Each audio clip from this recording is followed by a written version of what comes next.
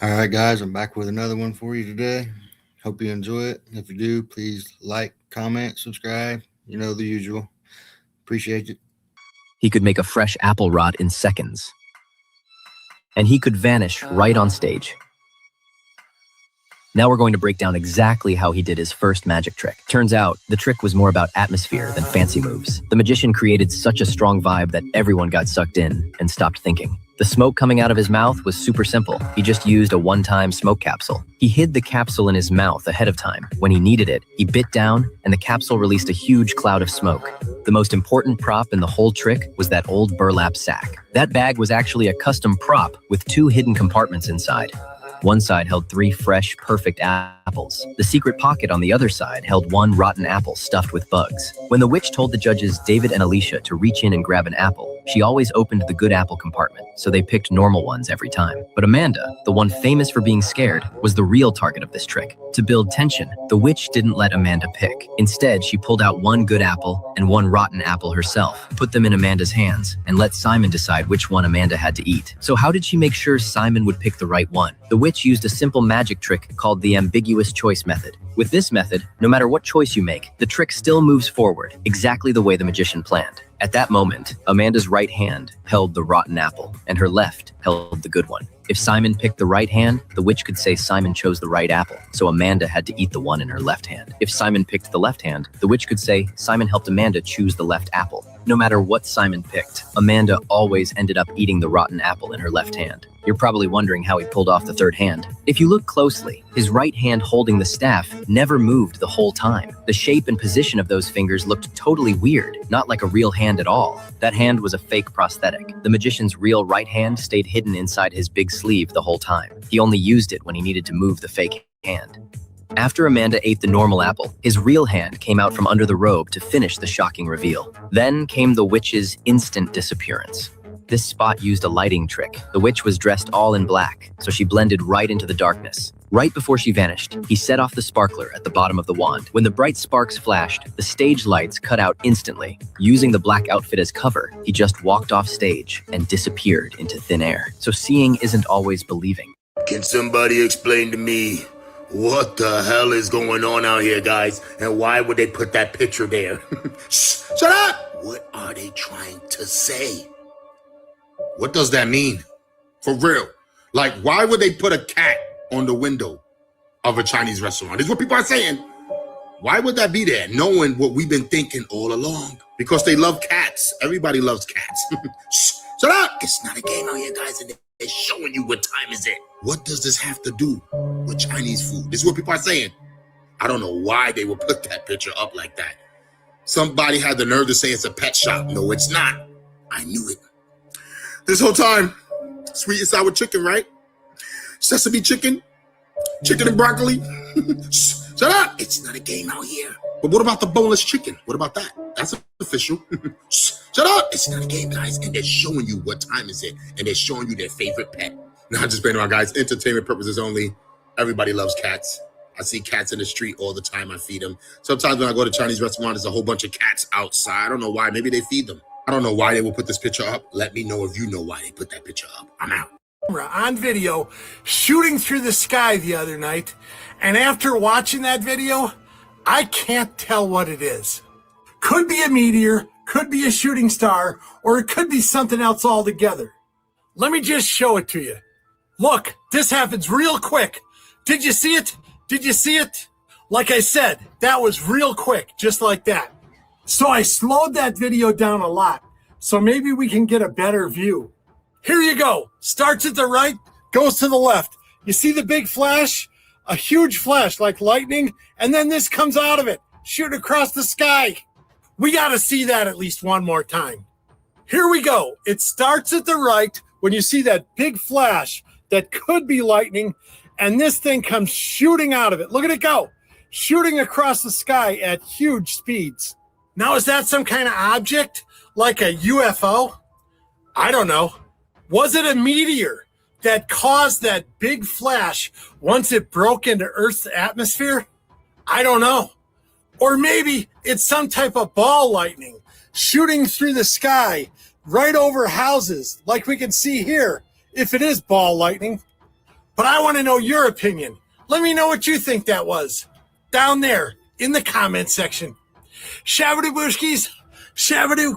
Items that are worth a fortune today. 1. Star Wars trading cards. Children once bought Star Wars trading cards mainly for the gum inside the pack. In 2026, a rare 1977 Luke Skywalker card sold for over $730,000 at auction, showing how valuable childhood collectibles can become. 2. Nintendo games. Millions of kids tossed Nintendo game boxes away and kept only the cartridges. Today, sealed copies are worth astonishing amounts. A factory-sealed copy of Super Mario Bros. Sold for around $2 million, turning a childhood video game into a museum-level collectible. 3. Magic the Gathering cards. Early Magic cards were often treated like ordinary game pieces and shuffled endlessly. Decades later, some became worth more than luxury homes. A pristine Alpha Black Lotus card reportedly sold for $3 million in 2024, making it one of the most valuable trading cards in history. 4. Transformers figures. The original Transformers toys from the 1980s were designed to be transformed over and over again, causing many to lose pieces or break. Complete figures with their original packaging can now be worth thousands of dollars. And y'all still say that racism doesn't exist in America. Look at this photo. I need you to pay attention to this right here. We're going to get right back to this. This is what's happening today. Today is supposed to be America's 250th birthday. Do you see anything wrong with this? Huh? You had thousands of white supremacists marching, and they're marching so that they can reclaim America. You heard what I just said? They're marching, chanting slurs, saying that this is to reclaim America. Look at this photo. I need you to pay attention to this right here. We're going to get... And y'all still say that racism doesn't exist in America. Look at this photo. I need you to pay attention to this right here. We're going to get right back to this. This is what's happening today. Today is supposed to be America's 250th birthday. Do you see anything wrong with this? Huh? You had thousands of white supremacists marching, and they're marching so that they can reclaim America. You heard what I just said? They're marching, chanting slurs, saying that this is to reclaim their America. Their America. Mind you, I know y'all see them Confederate flags. I know you see that upside down flag. I know you see all of this. We all know what this means, right? But people could still sit around and say that racism is dead. Racism is alive and well. Actually, what I always say is, you can't hide from what's in your DNA. This is in their DNA. Listen. Then we go back to this strong, beautiful black woman right here in the middle of all of these white supremacists. This is on the DC Metro. This is what she had to endure going to wherever she was going. And these are the same people that think that she and people this color shouldn't have rights, shouldn't be in this country. But they say that racism is dead. I want to know if you think racism is dead, or do you think racism is alive and well? Let me know. Jump in the comments. This says everything that it needs to say. Actually, it says more. It's happening on America's 250th birthday. Happy birthday, America. What is Carmelo Anthony doing to Steph Curry? I'm telling you guys, this is scripted and it's all a joke. That's why he's laughing. Look, come on, look. Dude took his sneaker off to block the ball. What is going on out here, guys? What is he doing? Look at his leg work. This is all scripted and it's a joke. This dude, Kevin Durant, is hugging this guy. I don't know what is going on, but this game looks scripted and it all looks like a joke. And like people said, it's for entertainment. Wow. Of course, people do not want to accept the fact that it's scripted and it's all a joke. That's why they laugh on the court. That's why they do things and nobody calls anything. The script must be followed. The NBA is no different than wrestling. It's the same thing, bro. What you thought? You thought Kevin wasn't involved? Kevin gets a script before he even steps on the court. Wake up. No, not yet. They don't want to wake up. They want to stay asleep. They can't wait to go on those apps to see if they can make something. Of course, Curry has to follow the script. Curry can hit jump shots from anywhere on the court. How is that possible? You know how that's possible. Do I really have to say it? A lot of people, even including people in the NBA, said that it was scripted. But for some reason, people think it's a joke. Maybe it is a joke. Let me know what you think about this. You seen what was going on in that basketball court. It did not look like real basketball. It's scripted. Let me know what you think about this. I'm out of here. Scary facts you didn't know, part 77. Imagine spending 28 years in prison for a crime you never committed. That's exactly what happened to Clarence Moses L.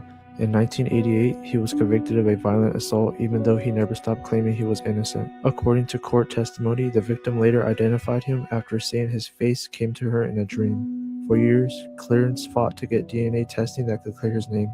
But by then, the biological evidence had already been destroyed under routine evidence disposal policies. He spent nearly 3 decades behind bars before another man admitted he was the real attacker. In 2016, Clarence was finally exonerated after losing 28 years of his life to a wrongful conviction.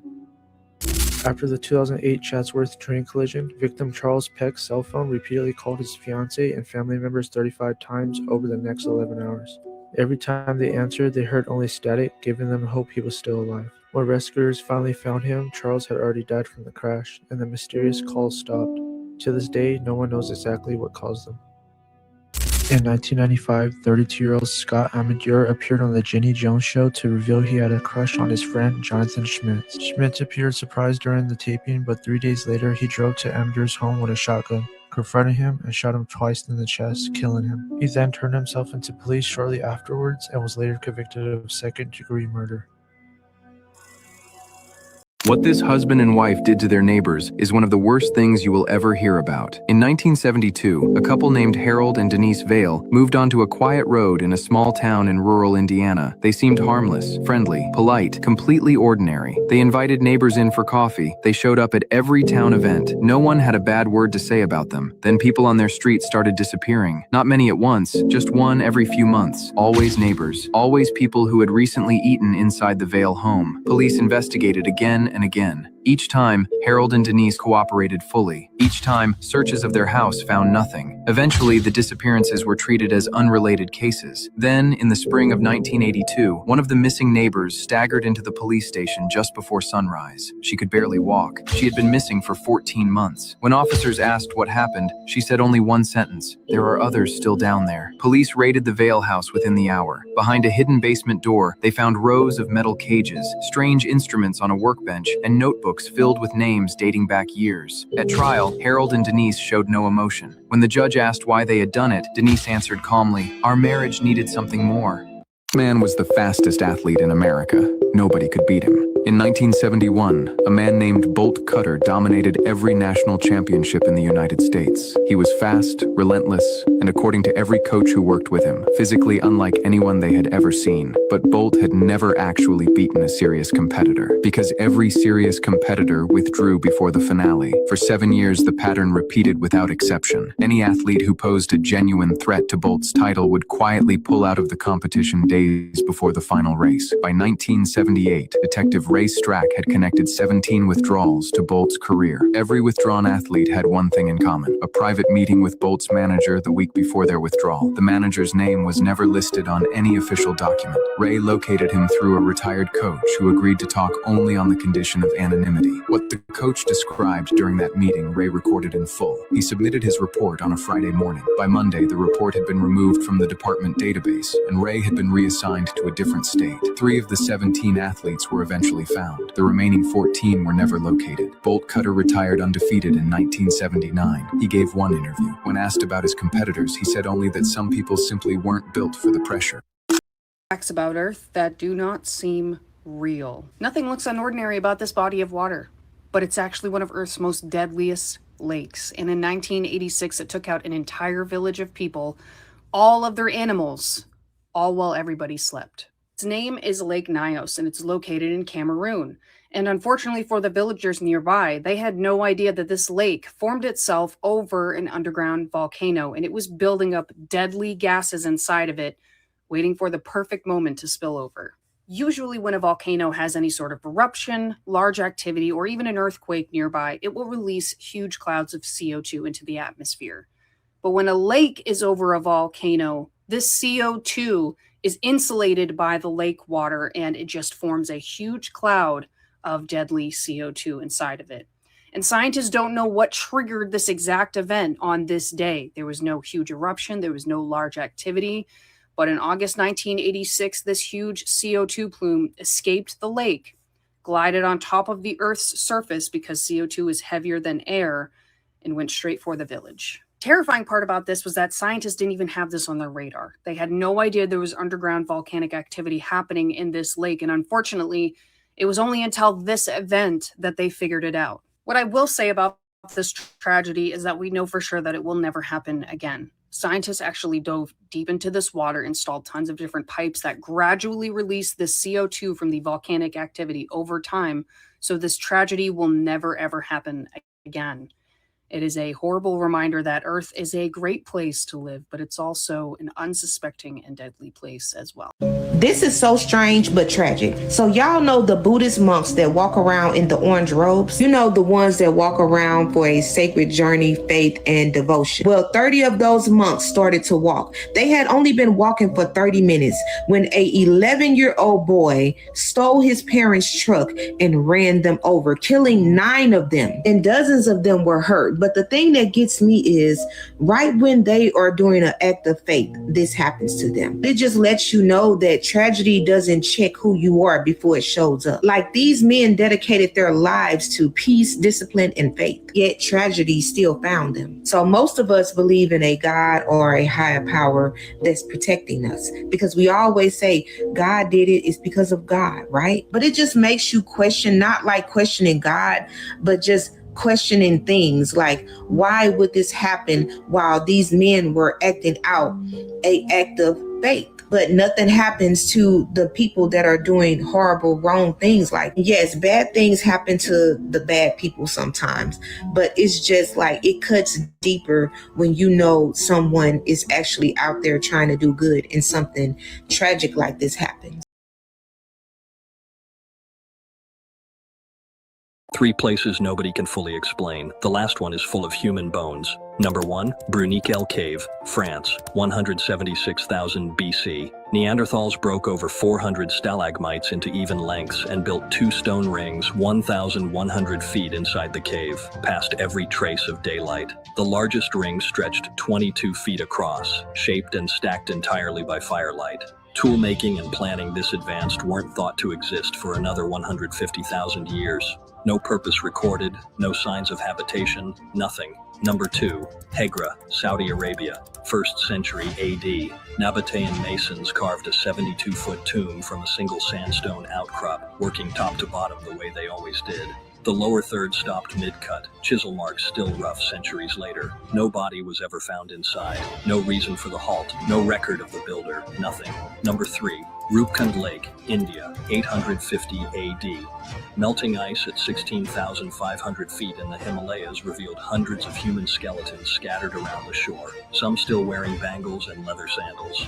DNA testing found 3 unrelated groups, deposited centuries apart, one traced to the eastern Mediterranean. No shared cause of death, no record connecting them. 2. George Bush's grandfather helped finance this guy.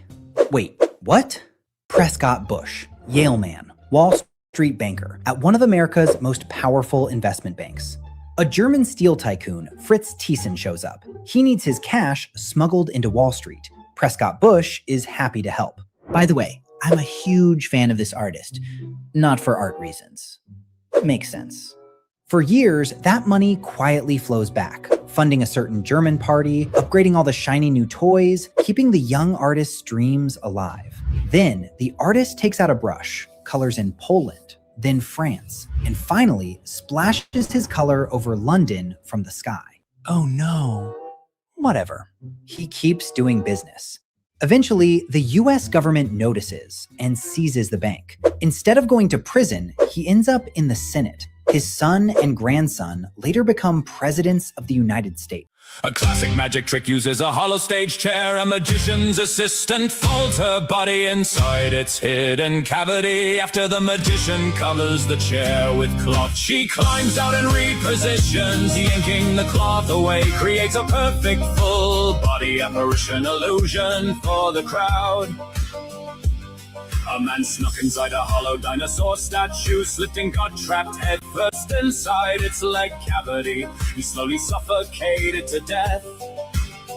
Bystanders found his rotting corpse 2 days later. Rescuers cut open the statue's leg to remove his body, with his motive for sneaking in still unknown. Crushing a pregnant cockroach burst its egg sac, releasing up to 40 hardy nymphs. These tiny roaches hide in wall cracks, survive 30 days with no food, mature fast and breed rapidly. One crushed gravid roach can spawn a full infestation of over 10,000 household pests. Doctors use an oral scope to inject small Botox doses into tight throat muscles. This relaxes defective muscle tissue that traps air in your stomach. It fixes rare chronic bloating, letting patients comfortably burp and release trapped gas after just a few days.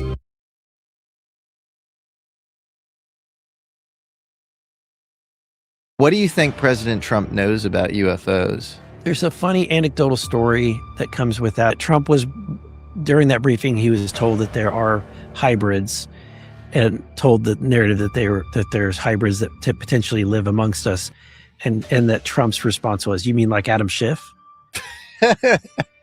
Yeah, wasn't he briefed on like Nordics or something, like Right. Nordic aliens? Yeah, something like that. Clinton really wanted to be read in. He was really interested in this whole thing, and that's why Podesta later gets really involved. And so he's trying to figure out what's going on with UFOs, what's happening. And this guy, Ron Pandolfi, who's at the CIA, he is helping him. And he gets this civilian researcher, Bruce Maccabee, to brief Clinton. And it's like, wait, that's the best you can get for briefing our president on this topic? And maybe if it's like a brief on this weird metaphysical thing that's weakly entangled with reality, that's one thing, but there's a whole gradation of possibilities here up until literally flying objects that deliver payloads. And if you're not being briefed on that and you're the president, it's like you're not being briefed on the next hypersonics thing that the US has capabilities wise. That's insane. Forward, please. Facing forward. Thank you. That's what I like.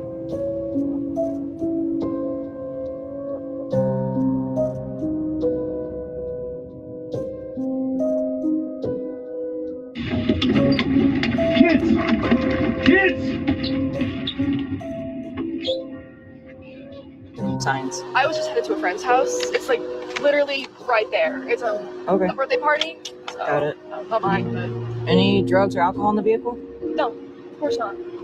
All right. Sit tight, sir. I'll be right back. Okay. Your registration is What the? As we wrap up, I'd like to ask that we all stand for one last song.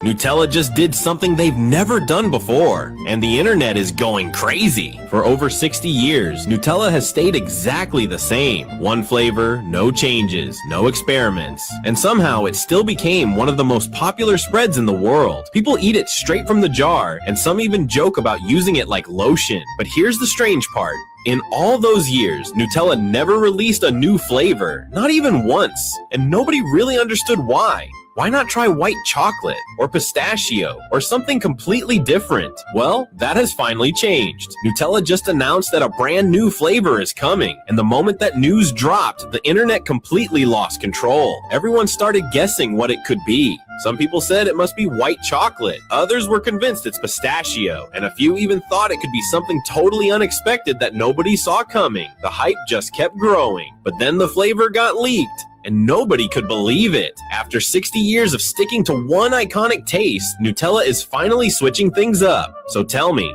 do you know which new flavor they just released? Noticed how much the music industry has changed over the past few years, and it's far worse than people imagine. Nobody can ignore what's happening in the music industry anymore. The satanic references are no longer hidden. They're everywhere, and they're spreading right in front of our eyes. Look at album covers like this one. It belongs to the most streamed Afrobeat artist in the world. He released an album featuring a burning house and an upside-down cross. For a genre that's supposed to represent sunshine and positivity, it's more than disturbing. And during his concert in London, many people said they felt unwell. He entered on a black horse, wearing a red mask, and started saying things nobody could understand, as if he were reciting something secret. And it's not an isolated case. Playboy Carti put an upside-down cross on one of his album covers. He performs concerts where he lets out terrifying screams, surrounded by flames and wearing outfits heavily associated with the devil. The most disturbing example is Doja Cat, who completely changed her artistic direction with posts that send chills down your spine. Even The Weeknd, the most streamed artist of our generation, has faced these accusations. The rumors exploded after the name Satan appeared on a giant screen during one of his concerts. That day, the evidence couldn't have been any more obvious, and the most open about it is Lil Nas X. For one of his music videos, he released the Satan shoes with exactly 666 pairs. He even put a pentagram on them, an upside-down cross, and even worse, some pairs contained a real drop of human blood inside each sole. What's truly concerning is that they sold out in less than a minute. The question isn't whether all of this exists. That's something people have to acknowledge. The real question is why it has become the new normal. Bro, I told y'all, bro, I literally made a video yesterday saying the food is next. Now look at this, y'all. I told y'all, listen. So in the last 24 hours, our president has announced that he's calling a global emergency on food supply. And I knew that was coming. And so did a whole lot of other people. He's doing this emergency because of the fertilizer that we can't get because of the war. And a lot of us have been telling you to prepare for a year. Over a year, actually. A lot of us started clear back in January 2025 or before because we knew his policies and his rhetoric was going to lead to this kind of situation. And here we are. I made a video yesterday about this United States Food Reserve token that literally came on the blockchain yesterday in lieu of all of this. What a coincidence, bro. It was the oil, the water, and now the food, man. Go look up the United States Water Reserve. Go on Google. Get your phantom wallet, man, and go look this up. This is not financial advice. This is exactly how I do my research, man. The food is where it's at right now. Everything that you need for this will be put in the comments below, man. We're in the digital age, y'all. Let's continue to get it. Peace out. Close to the scariest, most dystopian system. This is what the drive to build all these thousands of data centers is about, to micromanage the world's population through the new financial world order. AI is really about that. We're heading towards digital control systems where we have no more control over our liquid assets. It will be programmable, permission-based, so only what the central planners allow you to use your money for, at what time and place and location will be permitted. And if you're in the wrong place, it's not going to work. And if you're buying the wrong book, it's not going to work. Your money won't work outside a certain zone, whether it's 15-minute prison zone or whatever it may be. It is the totalitarian dictator's dream come true. You have no idea what's happening behind closed doors right now. I'm telling you guys what's going on. Go get your phantom wallet and go look at this project, the American AI Fund. July 30th is going to be a big announcement. You don't want to miss it. It seems that Americans are about to take direct stake in AI profits via this project. This is not financial advice. I'm doing my own research, man. This thing has been going crazy. Everything for this will be pinned in the comments below. We're in the digital age. Let's continue to get it. Peace out. It's so close to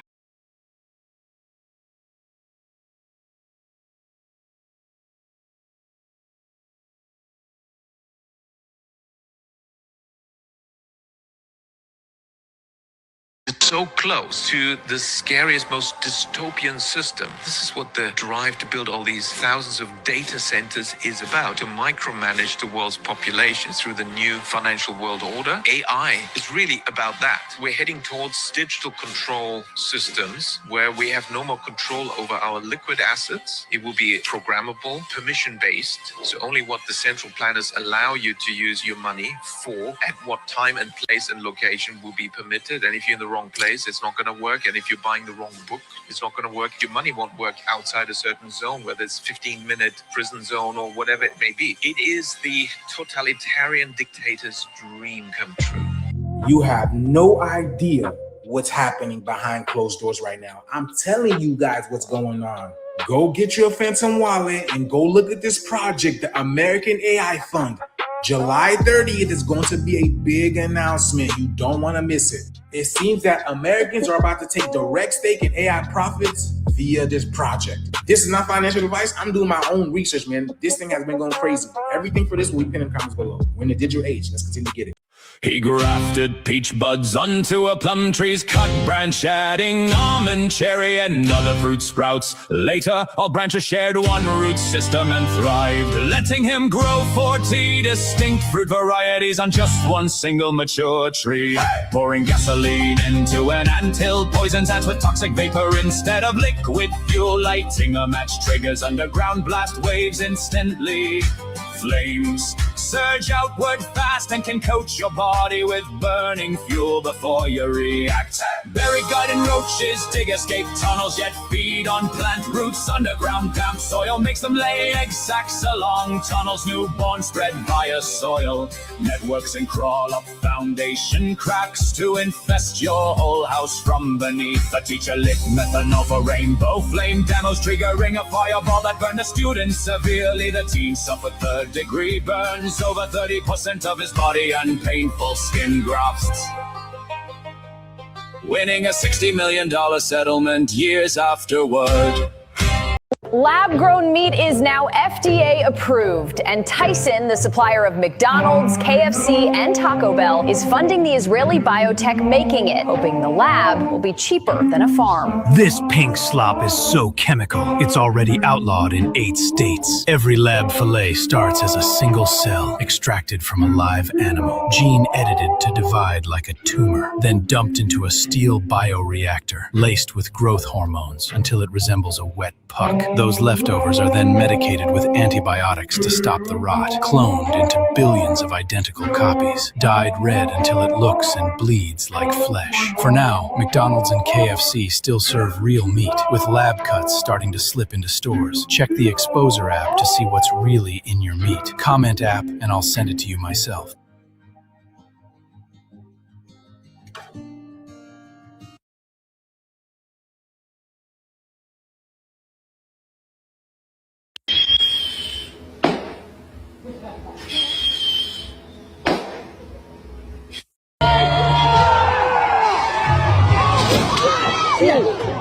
Define your dream. What is it that you want? Specifically, with specificity. People get a one-on-one with me, for example, and I charge a lot of money for a 1-hour Zoom call. And invariably, sometimes I'll ask the individual, what is it that you want? And here's what they do. Well, I just want some more. Stop. You don't even know, and it's not specific. If I were to ask you, what's your name? Bam, you know your name. What's your address? Bam, you know your address. What do you want? Do you know that as well as you know your name and your address? Probably not. Successful people know exactly what they want. They have a target. They have a specific objective. So step 2 is you have to define your dream, as Napoleon Hill said, but it's really with specificity. You have to know exactly what you want. You have to have a clearly defined target, a clearly defined goal. Define your dream. What is it that you want? Specifically, with specificity. People get a one-on-one with me, for example, and I charge a lot of money for a 1-hour Zoom call. And invariably, sometimes I'll ask the individual, what is it that you want? And here's what they do. Well, I just want some more. Stop. You don't even know, and it's not specific. If I were to ask you, what's your name? Bam, you know your name. What's your address? Bam, you know your address. What do you want? Do you know that as well as you know your name and your address? Probably not. Successful people know exactly what they want. They have a target. They have a specific objective. So step 2 is you have to define your dream, as Napoleon Hill said, but it's really with specificity. You have to know exactly what you want. You have to have a clearly defined target, a clearly defined goal. define. What I always say is that the person who cares less about the children has tactical advantage in a custody proceeding. Wow. In the same way that a bank robber has tactical advantage over the cops because they can shoot innocent bystanders. Like the cops can't just spray with a machine gun and hope they'll hit one of the robbers. But robbers can just spray and hope they hit the cops. Like they can run over the sidewalk. So how would that work in a court proceeding, for example? You know, by insidiously alienating a child from their co-parent, you know, by injecting into the child like a dislike or a fear of your co-parent so that you get custody. I mean, by the way, most of the time this isn't just done as a vindictive thing. It's also done for financial reasons. Because if you have the children more than 50% of the time, you get child support. This include speaking in a baby voice and needing more phone storage for your dog photos. If this sounds like you, welcome to the ODD support group. There is no cure, and honestly, we don't want one.